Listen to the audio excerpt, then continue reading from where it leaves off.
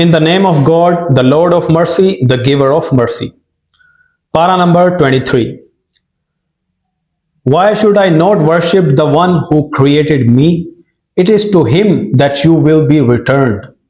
How could I take besides him any other gods, whose intercession will not help me and who would not be able to save me if the Lord of the mercy wished to harm me?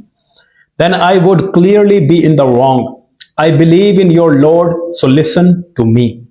He was told, enter the garden. So he said, if only my people knew how my Lord has forgiven me and set me among the highly honored. After him, we did not send any army from heaven against his people, nor were we about to. There was just one blast, and they fell down lifeless. Alas for human beings, whenever a messenger comes to them, they ridicule him. Do they not see how many generations we have destroyed before them? None of them who will ever come back to them. Never, none of whom will ever come back to them. Yet all of them will be brought before us. There is a sign for them in the lifeless earth. We give it life and we produce grain from it, from them to eat. We have put gardens of date palms and grapes in the earth, and we have made springs of water gush out of it, so that they could eat its fruit. It was not their own hands that made all this. How can they not give thanks? Glory be to him who created all the pairs, who created all the pairs of things that the earth produces, as well as themselves and other things they do not know about. The night is also a sign for them. We strip the daylight from it, and lo and behold, they are in darkness. The sun, too, runs its determined course, laid down for it by the Almighty, the All-Knowing. We have determined phases for the moon until finally it becomes like an old date stalk. The sun cannot overtake the moon, nor can the night outrun the day. Each floats in its own orbit. Another sign for them is that we carried their seed in the laden ark, and we have made similar things for them to ride in. If we wished, we could drown them, and there would be no one to help them. They could not be saved. Only by our mercy could they be reprieved to enjoy life for a while. Yet when they are told, beware of what lies before and behind you, so that you may be given mercy, they ignore every single sign that comes to them from their Lord. And when they are told, give to others out of what God has provided for you, the disbelievers say to the believers, why should we feed those that God could feed if he wanted? You must be deeply misguided.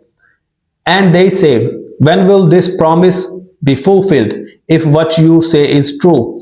But all they are waiting for is a single blast that will overtake them while they are still arguing with each other.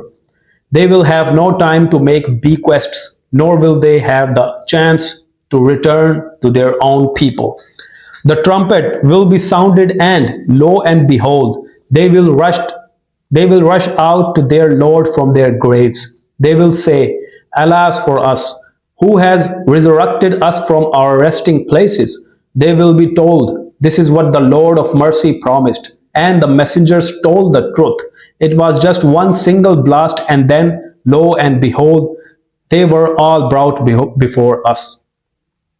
Today, no soul will be wronged in the least.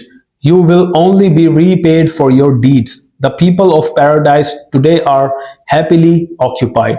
They and their spouses seated on couches in the shade.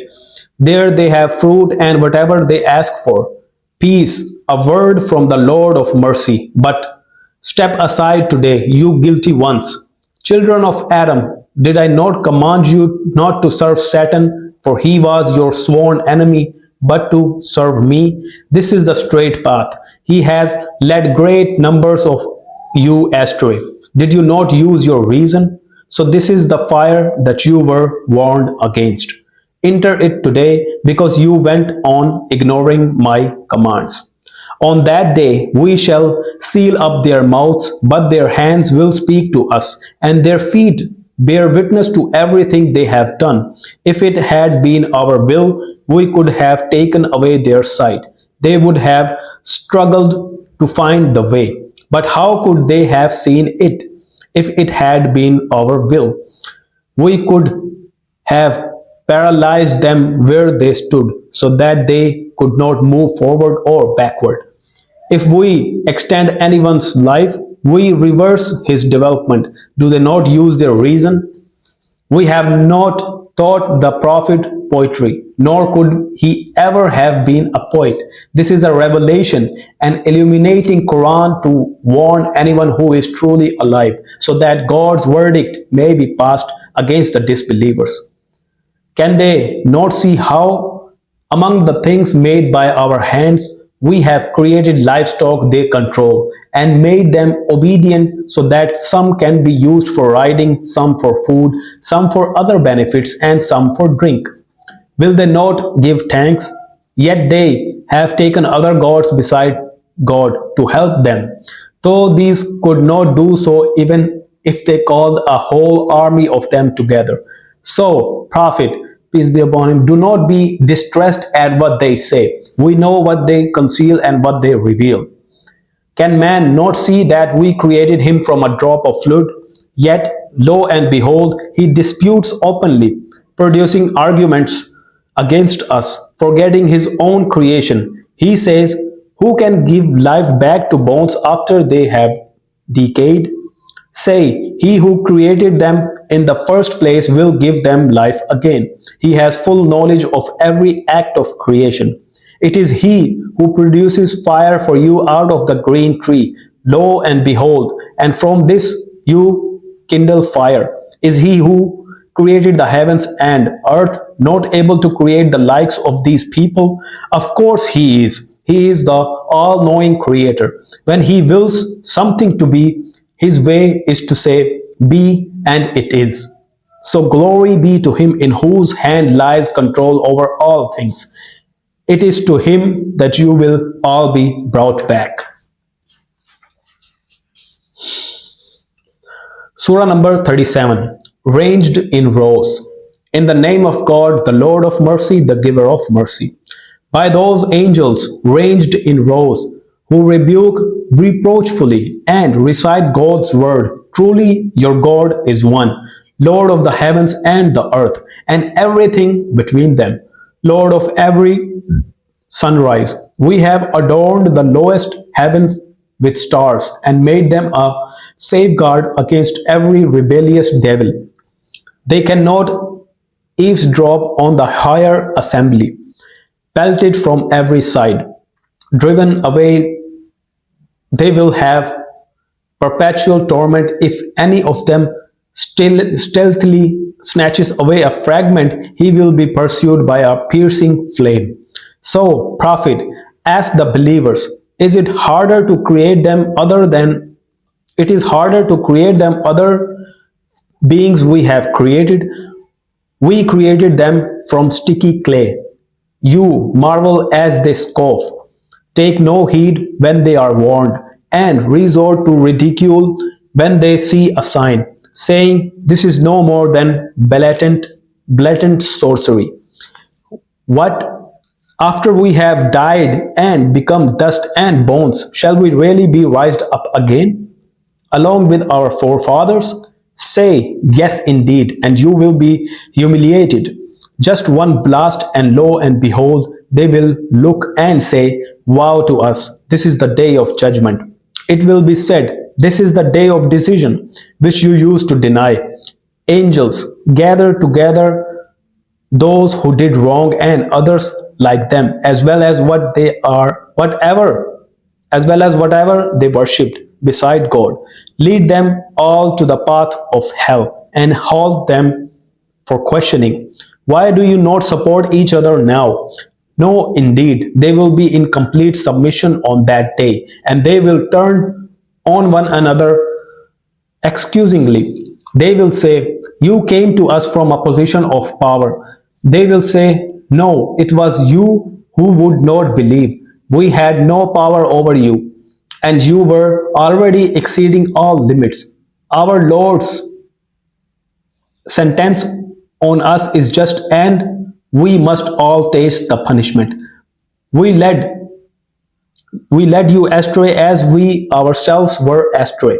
On that day, they will all share the torment. This is how we deal with the guilty. Whenever it was said to them, "There is no deity but God," they become arrogant and said, "Are we to forsake our gods for a mad poet?" No, he brought the truth and confirmed the earlier messengers. You will taste the painful torment and be repaid only according to your deeds.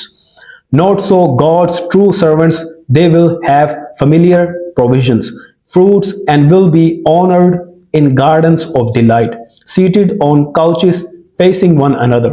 A drink will be passed round among them from a flowing spring, white, delicious to those who taste it, causing no headiness or intoxication. With them will be spouses, modest of gaze and beautiful of eye, like protected eggs. They will turn to one another with questions. One will say, "I had a close companion on earth who used to ask me, 'Do you really believe that after we die and become dust and bone, we shall be brought for judgment?' Then he will say, 'Shall we look for him?' He will look down and see him in the midst of the fire and say to him, 'By God, you almost brought me to ruin. Had it not been for the grace of my Lord, I too would have been taken to hell.' Then he will say to his blessed companions, 'Are we never to die again after our earlier death? Shall we never suffer? This truly is the supreme triumph. Everyone should strive to attain this. Is this the better welcome or the tree of Zakum, which we have made a test for the evildoers? This tree grows in the heart of the blazing fire, and its fruits are like devil's head. They will fill their bellies eating from it, then drink scalding water on top of it. Then return to the blazing fire. They found their forefathers astray and rushed to follow in their footsteps before the disbelievers of Makkah. Most men in the past went astray, even though we sent messengers to warn them. See how those who were warned met their end.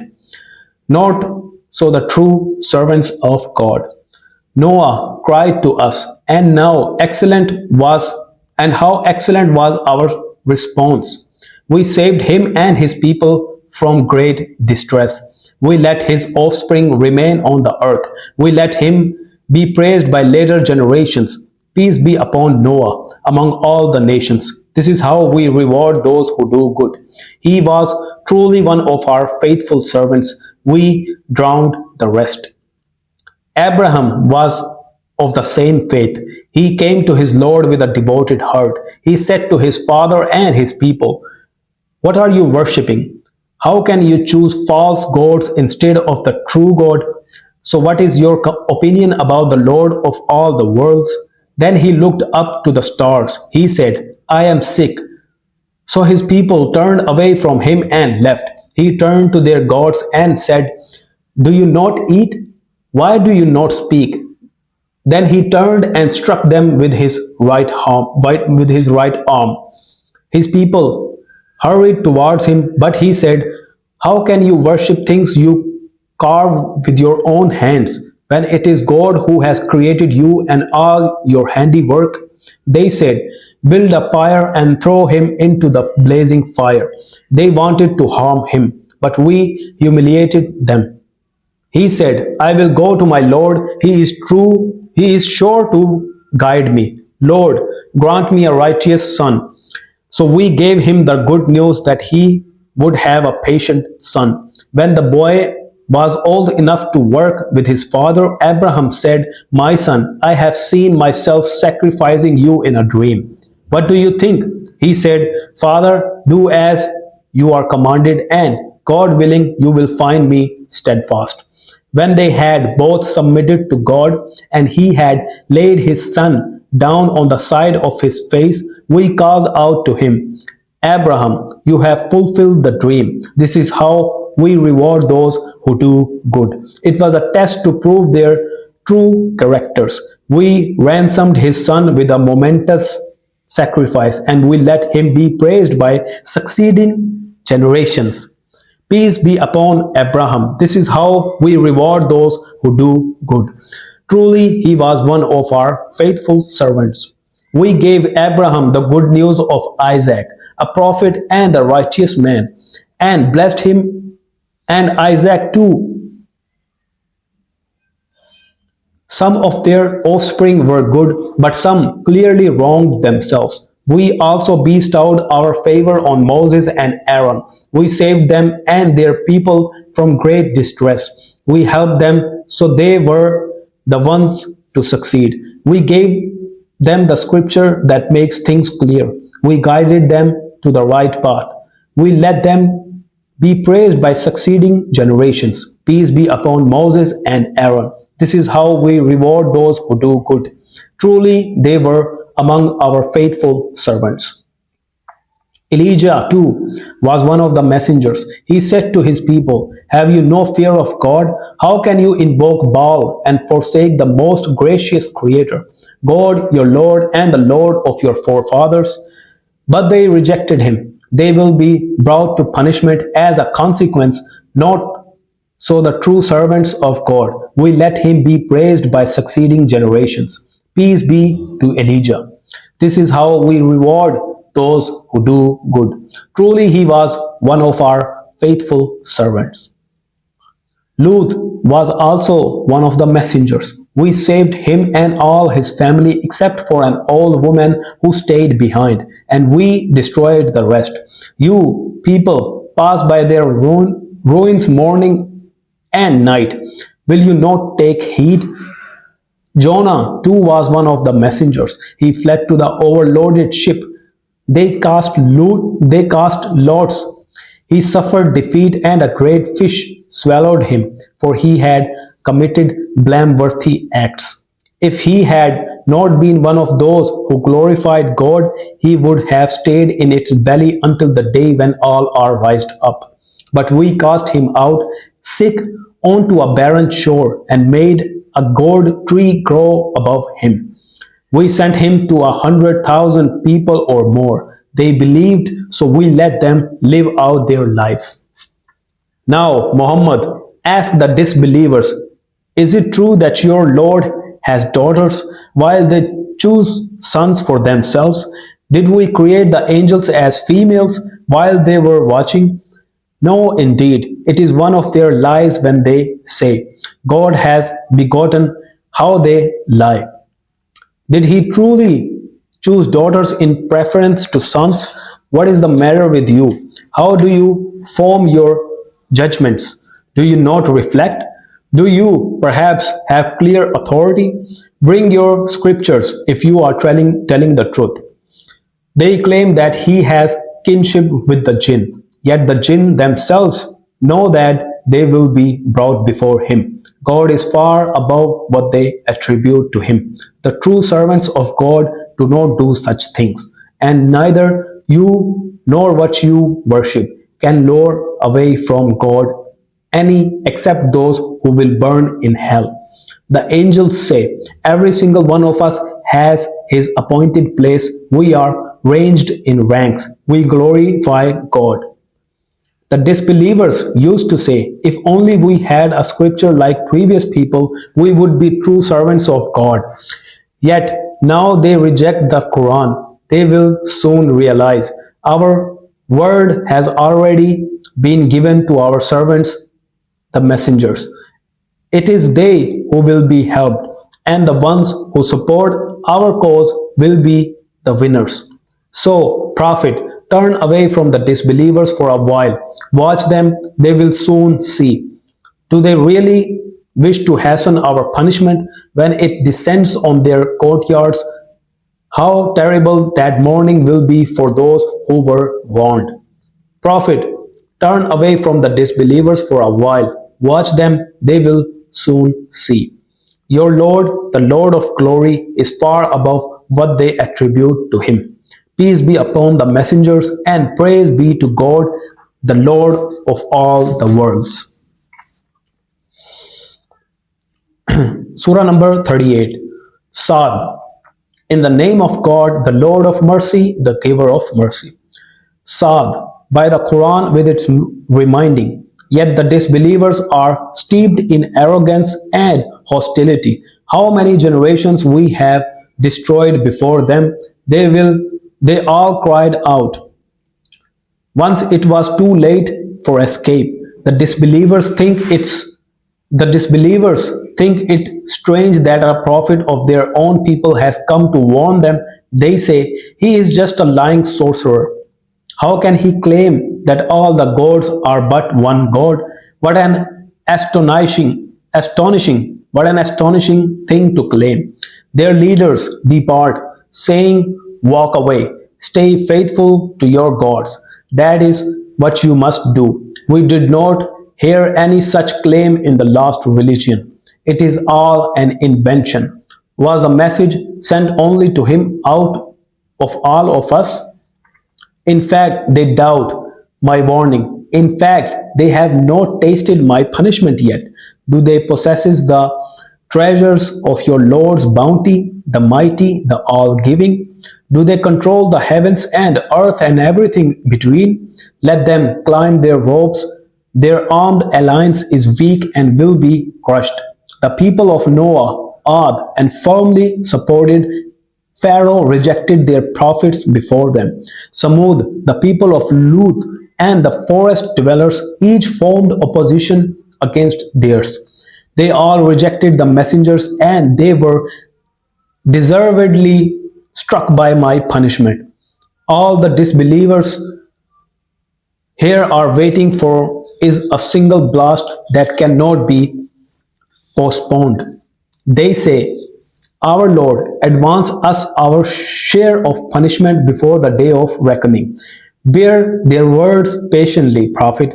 Remember our servant David, a man of strength who always turned to us. We made the mountains, joined him in glorifying us at sunset and sunrise. And the birds too, in flocks, all echoed his praise. We strengthened his kingdom. We gave him wisdom and a decisive way of speaking. Have you heard the story of the two litigants who climbed into his private quarters? When they reached David, he took fright, but they said, do not be afraid. We are two litigants, one of whom has wronged the others. Judge between us fairly. Do not be unjust, and guide us to the right path. This is my brother. He had 99 ewes, and I just the one. And he said, let me take charge of her, and overpowered me with his words. David said, he has done you wrong by demanding to add your ewe to his flock. Many partners treat each other unfairly. Those who sincerely believe and do good deeds do not do this, but these are very few. Then David realized that we had been testing him, so he asked his Lord for forgiveness, fell down on his knees and repented. We forgave him his misdeed. His reward will be nearness to us, a good place to return to. David, we have given you mastery over the land. Judge fairly between people. Do not follow your desires, lest they divert you from God's path. Those who wander from his path will have a painful torment because they ignore the day of reckoning. It was not without purpose that we created the heavens and the earth and everything in between. That may be what the disbelievers assume, how they will suffer from the fire. But would we treat those who believe and do good deeds and those who spread corruption on earth as equal? Would we treat those who are aware of God and those who recklessly break all bounds in the same way? This is a blessed scripture which we send down to you, Muhammad, for people to think about its messages. and for those with understanding to take heed. We give we gave David Solomon. He was an excellent servant who always turned to God. When well-bred, light-footed horses were paraded before him near the close of day, he kept saying, "My love of fine things is part of my remembering my Lord." Until the horses disappeared from sight. "Bring them back," he said, and stated to stroke their legs and necks. We certainly tested Solomon, reducing him to a mere skeleton on his throne. He turned to us and prayed, "Lord, forgive me. Grant me such power as no one after me will have. You are the most generous provider." So we gave him power over the wind, which at his request rained gently wherever he willed, and the jinn, every kind of builder and diver, and other chained in fetters. This is our gift, so give or withhold as you wish without account. His reward will be nearness to us and a good place to return to. Bring to mind our servant Job, who cried to his Lord, "Satan has afflicted me with weariness and suffering. Stamp your foot. Here is cool water for you to wash in and drink." And we restored his family to him, with many more like them, a sign of our mercy and a lesson to all who understand. Take a small bunch of grass in your hand and strive her with that so as not to break your oath. We found him patient in adversity, an excellent servant. He too always turned to God. Remember our servants Abraham, Isaac, and Jacob, all men of strength and vision. We caused them to be devoted to us through their sincere remembrance of the final home. With us, they will be among the elect, the truly good. And remember our servants Ishmael, Elisha, and Zulkifl, each of them truly good. This is a lesson. The devout will have a good place to return to, gardens of lasting bliss with gates wide open. They will be comfortably seated. They will call for abundant fruit and drink. They will have well-matched wives with modest clays. This is what you are promised for the day of reckoning. Our provision for you will never end. But the evildoers have the worst place to return to, hell to burn in, an evil place to say, "All this will be theirs." Let them taste it, a scalding, dark, foul fluid, and other such torments. It will be said, "Here is another crowd of people rushing headlong to join you." The response will be, "They are not welcome. They will burn in the fire." They will say to them, "You are not welcome. It was you who brought this on us, an evil place to stay." Adding, "Our Lord, give double punishment to those who brought this upon us." They will say, "Why do we not see those we brought were bad and took as a laughing stock? Have our eyes missed them?"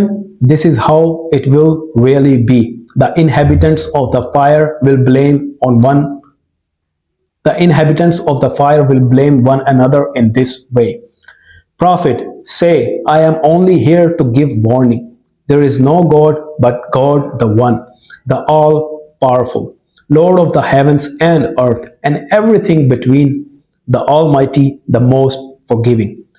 Say, "This message is a mighty one, yet you ignore it. I have no knowledge of what those on high discuss. It is only revealed to me that I am here to give clear warning." Your Lord said to the angels, "I will create a man from clay. When I have shaped him and breathed from my spirit into him, bow down before him." The angels all bowed down together, but not Iblis, who was too proud. He became a rebel. God said, "Iblis, what prevents you from bowing down to the man I have made with my own hands? Are you too high and mighty?" Iblis said, "I am better than him. You made me from fire, and him from clay. Get out of here, you are rejected. My rejection will follow you till the day of judgment. But Iblis said, My Lord, grant me respite until the day when they are raised from the dead. So he said, You have respite till the appointed day. Iblis said, I swear by your might, I will tempt all but your true servants. God said, This is the truth. I speak only the truth. I will fill hell with you and all those that follow you. Prophet, say, I ask no reward from you for this, nor do I claim to be what I am not. This is only a warning for people. In time, you will certainly come to know its truth. Surah number 39. The Throngs. In the name of God, the Lord of mercy, the giver of mercy. This scripture is sent down from God the Mighty, the Wise. It is we who sent down the scripture to you, Prophet, with the truth. So worship God with your total devotion. True devotion is due to God alone. As for those who choose other protectors beside Him, saying, We only worship them because they bring us nearer to God, God Himself will judge between them regarding their differences. God does not guide any ungrateful liar. God could have chosen any of His creation He willed for offspring, but He is far above this. He is the One, the Almighty. He created the heavens and earth for a true purpose. He wraps the night around the day and the day around the night. He has subjected the sun and moon to run their courses for an appointed time. He is truly the mighty, the forgiving. He created you all from a single being, from which He made its mate. He gave you 4 kinds of livestock in pairs. He creates you in your mother's wombs, in one stage after another, in threefold depths of darkness. Such is God, your Lord. He holds control. There is no God but Him. How can you turn away? If you are ungrateful, remember God has no need of you, yet He is not pleased by ingratitude in His servants. If you are grateful, He is pleased to see it in you. No soul will bear another's burden. You will return to your Lord in the end, and He will inform you of what you have done. He knows well what is in the depths of your hearts. When man suffers some affliction, he prays to his Lord and turns to Him. But once he has been granted a favor from God, he forgets the one he had been praying to and sets up rivals to God to make others stray from His path. Say, enjoy your ingratitude for a little while. You will be one of the inhabitants of the fire. What about someone who worships devoutly during the night, bowing down, standing in prayer, ever mindful of the life to come, hoping for his Lord's mercy? Say, how can those who know be equal to those who do not know? Only those who have understanding will take heed. Say, God says, believing servants, be mindful of your Lord. Those who do good in this world will have a good reward. God's earth is wide, and those who preserve patiently will be given a full and unstinting reward. Say, I have been commanded to serve God, dedicating my worship entirely to Him. I have been commanded to be the first to submit. Say, I fear the torment of a terrible day if I disobey my Lord. Say, it is God I serve, dedicating my worship entirely to Him. You may serve whatever you please beside Him. Say, the true losers are the ones who will lose themselves and their people on the day of resurrection. That is the most obvious loss. They will have layers of fire above them and below. This is how God puts fear into His servants. My servants, beware of me. There is good news for those who shun the worship of false gods and turn to God. So, Prophet, give good news to my servants who listen to what is said and follow what is best. These are the ones God has guided. These are the people of understanding. What about the one who has been sentenced to punishment? Can you, Prophet, rescue those already in the fire? But those who are mindful of their Lord will have lofty dwellings built for them, one above the other, graced with flowing streams. This is a promise from God.